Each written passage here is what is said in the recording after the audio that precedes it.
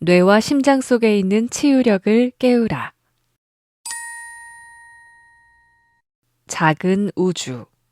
사람의 몸은 참으로 신비합니다.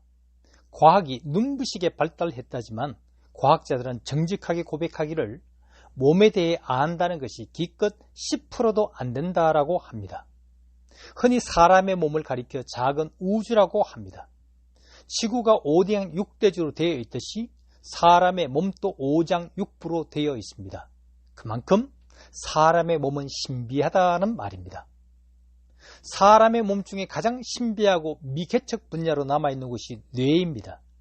최근 분자 생물학의 발달과 전자현미경의 개발로 뇌의 많은 비밀이 밝혀졌습니다.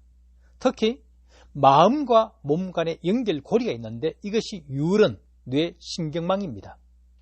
마음과 뇌와 몸, 여기서 등장한 학문이 심리신경 면역학입니다.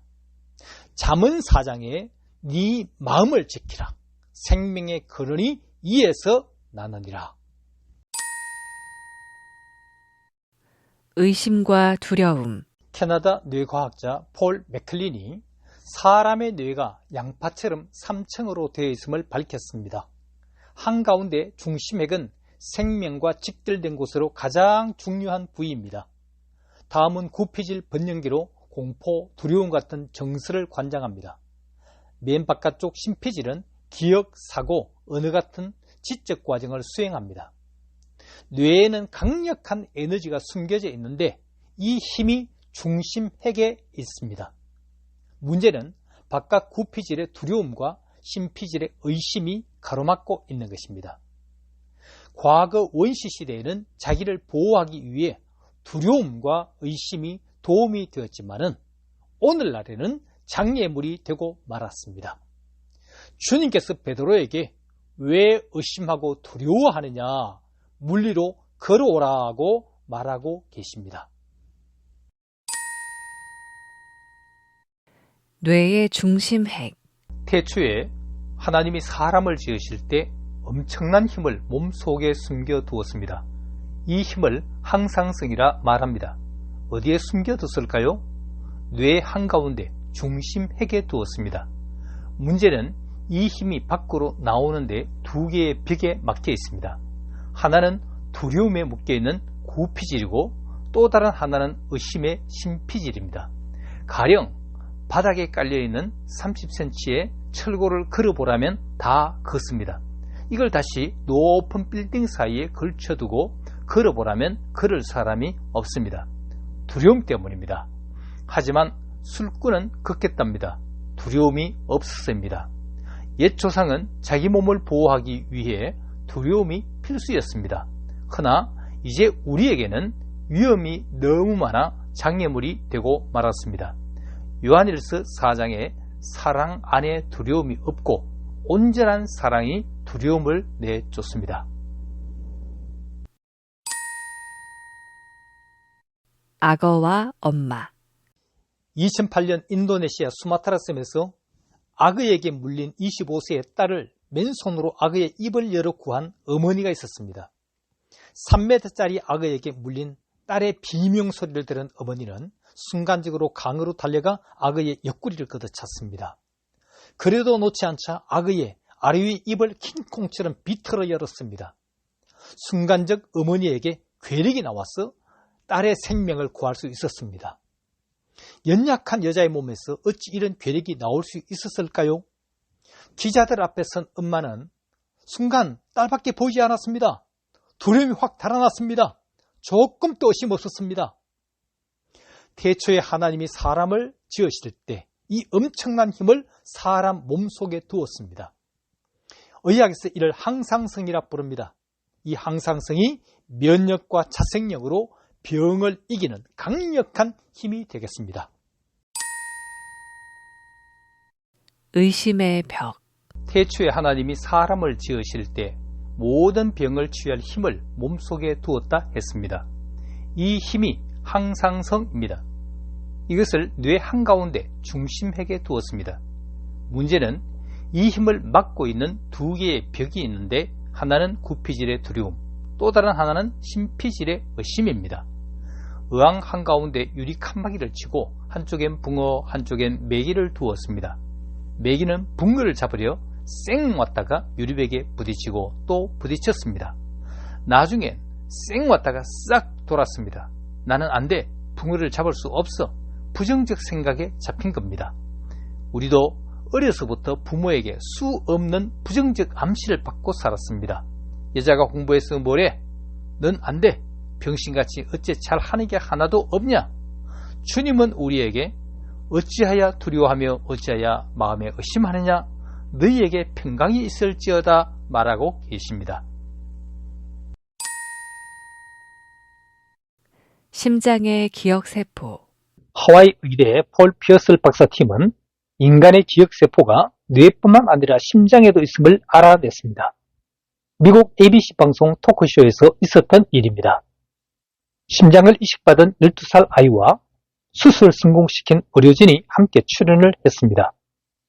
생방송 토크쇼가 한창 진행 도중에 아이가 갑자기 무대 앞으로 걸어 나왔습니다. 그리고 방청석 한 사람을 향해 맘이라 불렀습니다. 방청석에는 아이 엄마는 없었고 대신 심장을 주고 죽은 아이의 엄마가 있었습니다. 아이는 이전 심장을 준 아이 엄마를 본 적이 없었는데 엄마라 불렀던 겁니다. 생방송 현장의 사람들, 시청자들 모두가 놀랐습니다.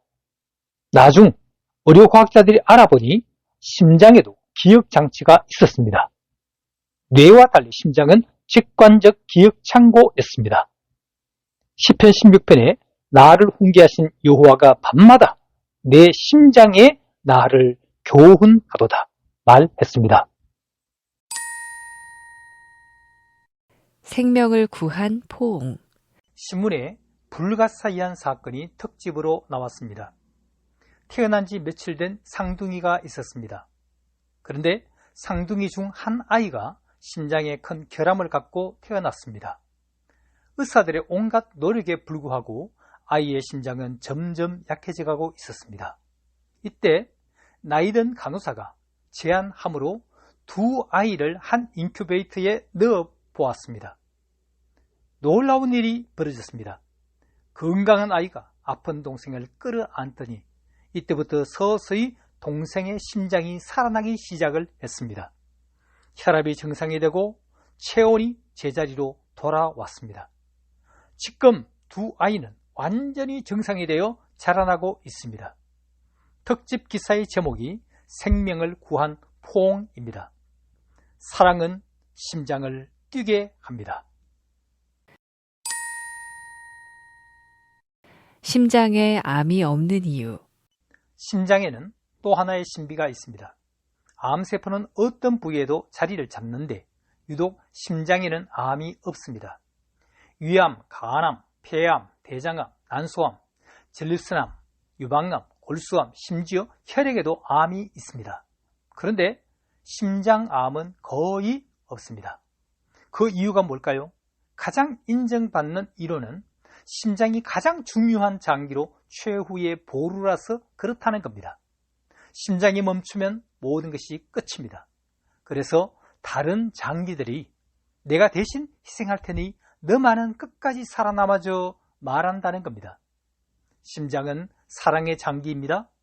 사랑을 받고 베풀며 살 때 몸에는 기적이 일어납니다. 로마서 1장에 창세로부터 그의 신성과 능력이 그가 만드신 만물에 분명히 보여졌느니라. 피와 물. 요한복음 19장에 십자가에 달리신 예수님에게 한 군병이 창으로 옆구리를 찌르니 곧 피와 물이 나오더라고 적혀 있습니다. 그런데 의학적으로 죽은 사람의 옆구리를 찌른다고 피와 물이 나오질 않습니다. 하지만 십자가 밑에서 직접 목격했던 요한은 그 일이 참이라고 말했습니다. 심장은 좌우 두 개의 방이 있고 다시 두 개의 심실로 나누어져 있습니다. 피를 그릇에 담아두면 핏덩이와 노란색의 혈청으로 분리됩니다. 마침 군인이 창으로 옆구리에 심장을 찔렀을 때 먼저 핏덩이가 나왔고 나중 고여있던 혈청이 물처럼 나왔던 겁니다. 겟세마네 동산에서 기도로 절규하실 때 땀방울이 빗방울이 된 것도 이 같은 이치입니다. 주님은 우리의 죄 때문에 심장이 찢어지도록 자신의 몸을 희생하신 겁니다.